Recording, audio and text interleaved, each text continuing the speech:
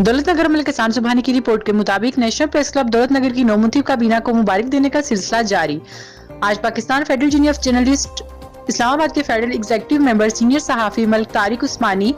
तंजीम अल गफारी पाकिस्तान तहसील गुजरात के नायब सदर, ठेकेदार मोहम्मद इलियास गफारी, रहनुमा मुस्लिम लीग काफ, यूसी पेरोशाह, चौधरी दिलावर खान दरेकड़ी, सैयद जावेद हुसैन शाह, सेठ तारिक ज़िया, नदीम अहमद, लाला मूसा, हाफिज मोहम्मद शफीक दौलत नगर, नेशनल प्रेस क्लब दौलत नगर तशरीफ लाए और नेशनल प्रेस क्लब के नौमुंतखब अरकान जिनमें चेयरमैन मलिक किसान सुबहानी, सदर बिशारत अफजल बट, सीनियर नायब सदर फारूक मुमताज, नायब सदर राजा शाफत अली जंजुआ,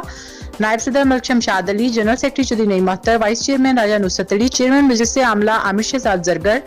फाइनेंस सेक्रेटरी मलिक शहबाज अहमद और एग्जीक्यूटिव मेंबर मोहम्मद इलियास और जिशान अहमद ने मेहमानाने ग्रामी का इस्तकबाल किया। इस खसूसी मौके पर मेहमानों ने